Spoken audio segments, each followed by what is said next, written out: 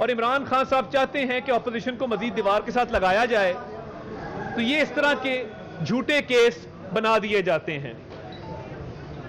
High court میں NAB کہتی ہے کہ جی کرپشن کا الزام نہیں ہے، آپ کوئی کمیشن، کک بیک، کوئی کرپشن آج تک ثابت نہیں کر سکے۔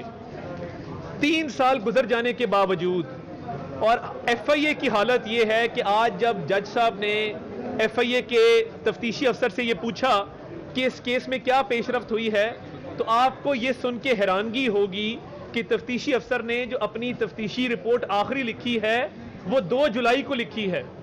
اس کیس میں صرف 2 رپورٹیں ابھی تک لکھی ہیں انہوں نے اپنی کیس ڈائری کے اندر، 31 جون کو اور 2 جولائی کو۔ اس کے بعد اس تفتیش کے اندر کسی قسم کی کوئی پیش رفت نہیں ہوئی۔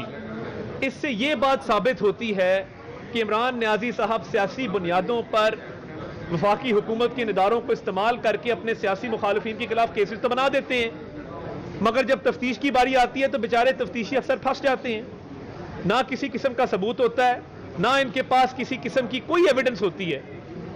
اور دیکھیے، اگر جیل میں آپ تفتیش کرنے گئے ہیں ڈاکٹر رضوان صاحب، ڈائریکٹر ایف آئی اے، اس وقت آپ نے گرفتاری کی خواہش کا اظہار کیوں نہیں کیا؟ آپ کو آج گرفتاری کرنے کا خیال کیوں آیا؟ اور یہ بیل کا کیس تھا جس میں آج ہم پیش ہوئے۔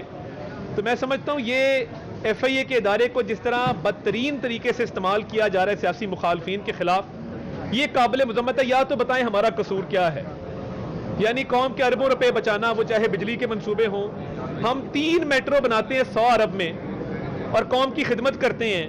آپ کی 1 میٹرو پشاور کی 126 ارب میں بنتی ہے، اس میں ایف آئی اے کو سانپ سونگا ہوا ہے۔ ایف آئی اے اس میں کیس میں پیش رفت کرنے کو تیار نہیں ہے۔ آئیں میں ثبوت دیتا ہوں آپ کو کہ ایشین ڈیولپمنٹ بینک کی رپورٹ چیخ کے عمران نیازی کی حکومت کے بارے میں کیا کہہ رہی ہے، کتنی کرپشن ہوئی ہے، کتنی بے ضابطگیاں ہوئی ہیں، اور عوامی پیسے کا کس طرح مال غنیمت کی طرح آپ نے اس کو بہا ہے اور اس کا ضیاع اس طریقے سے کیا ہے کہ جس طرح یہ آپ کی ذاتی ملکیت ہو۔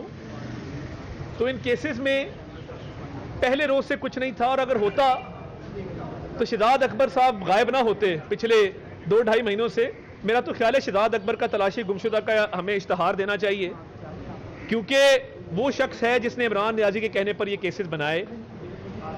اور کرپشن تو دور کی بات ہے، آپ اختیارات کا ناجائز استعمال بھی ثابت نہیں کر سکے ہیں۔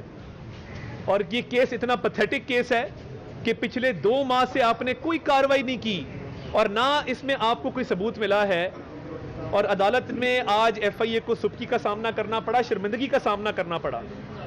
ان کی جگہ میں ہوتا تو میں تو کیس فائل کلوز کر کے کہتا جی میرے سے یہ کام نہیں ہوتا، مجھے اوپر سے پریشر ہے۔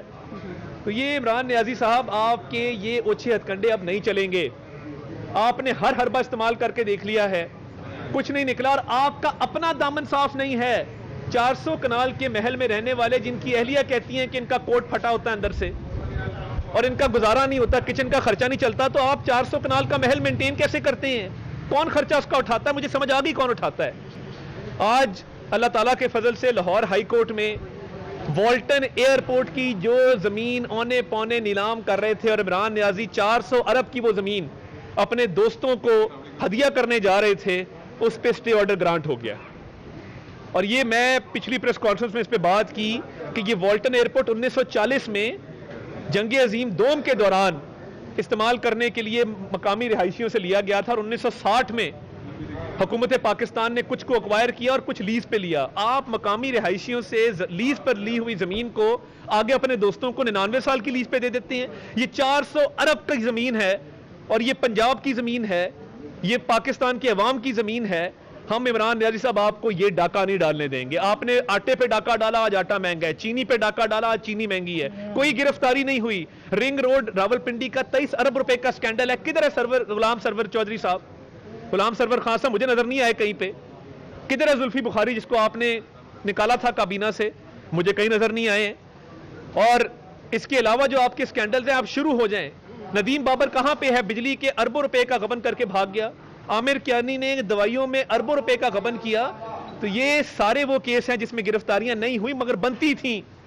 ہم نے تو اللہ کے فضل سے قوم کے اربوں روپے بچائے ہیں۔